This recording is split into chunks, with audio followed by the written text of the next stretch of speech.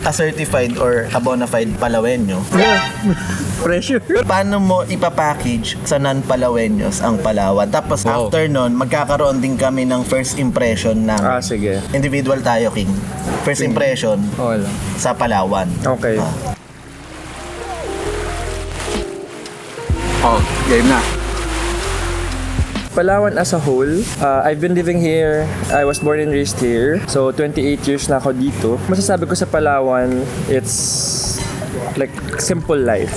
If yun yung hinahanap nyo, very mura. Yung mga bilihin. Ano lang sa kuryente kasi laging brownout. Doon lang tayo malungkot. Tsaka sa internet kasi nga hindi naman maganda ang signal dito. Yun honestly lang. Pero if life na simple living yung hanap nyo, may beach kami, may tours, and also very clean yung environment. Since, yun nga, kwento ko nga na dito ako lumaki. Sa school pa lang tinuturuan na kami kaagad na yung basura mo, kapag walang basurahan, ilalagay mo yan sa bulsa mo. Kung wala kang bulsa, hahawakan mo. As kung kailan ka makita ng basurahan, dun mo lang siya pwede itapon. So, dun kami sanay. So, cleanliness talaga yun. Oo, kasi sa school pa lang, tinuturo na. Yun yung kinagandahan nun. So, madali na siyang i-adapt if lalabas kami ng school.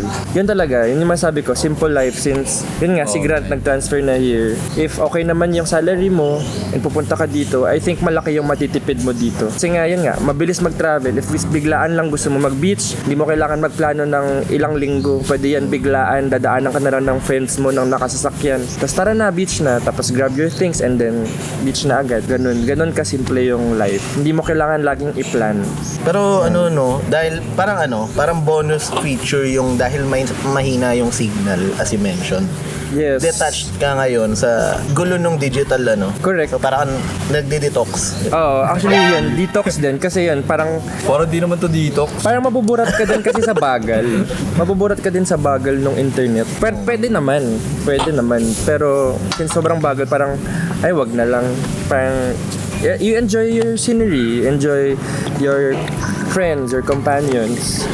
Yun. So, kaya masaya. Tsaka very small community.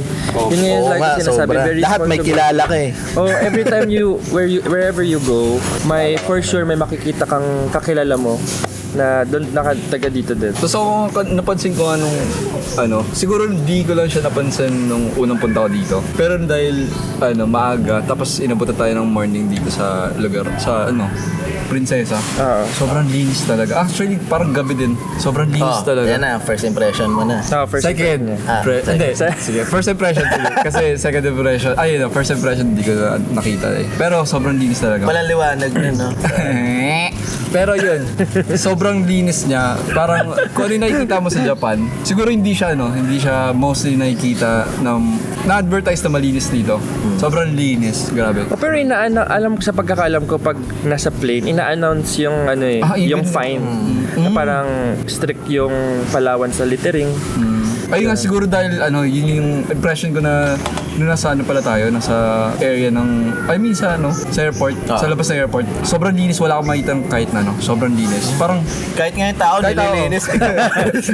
Palis kami. Ayaw na ibalis. Pero yun, kami yung kalat. So yun, sobrang linis niya. Parang kung i-compare mo siya internationally, Japan, parang ganun. Pero tropical. Pero tropical. Pantropiko.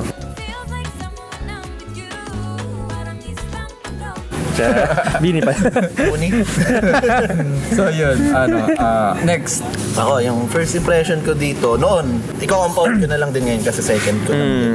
Tight-knit yung community. Dahil nga siguro nakikita ko si Keanu. Kada pupuntahan namin, may kakawayan siya. May kakausapin. Tapos yung winento mo nga, yung sa pagpunta mo, ang tawag kay Keanu, Sultan.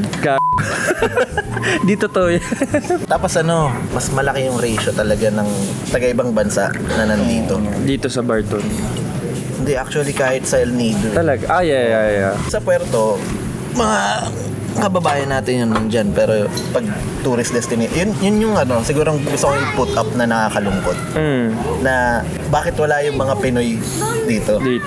Mas gusto nila sa magbe-beach Bali. I mean, sige fine na first time, second time Bali. Pero ito naman, andito na, lapit lang. Luzon lang. Pero feel ko, kaya rin nila naisip yun kasi yung ticket, kapag di ka advance bumili sa Puerto, Mas mahal ba? sobrang mahal. Mahal, umabot ng 10K. So, almost the same rate if you're gonna go out sa ibang bansa. So, if yun, I think ganun yung naisip nila. If hindi talaga sila planned na go to Puerto Princesa, lalabas na lang sila ng ibang bansa. So alam niyo na, Yung logic nga kasi ng konti na lang, ibang bansa. Oo, konti na lang naman, ibang bansa na lang. Pero if advance ka talaga bumili ng ticket going here, sobrang, 'di ba? Sobrang mura talaga. O mag-book na kayo ng advance, book na kayo ngayon. Bali. Si Kaso. Pal. Sa Bali. Pal. Pal baby.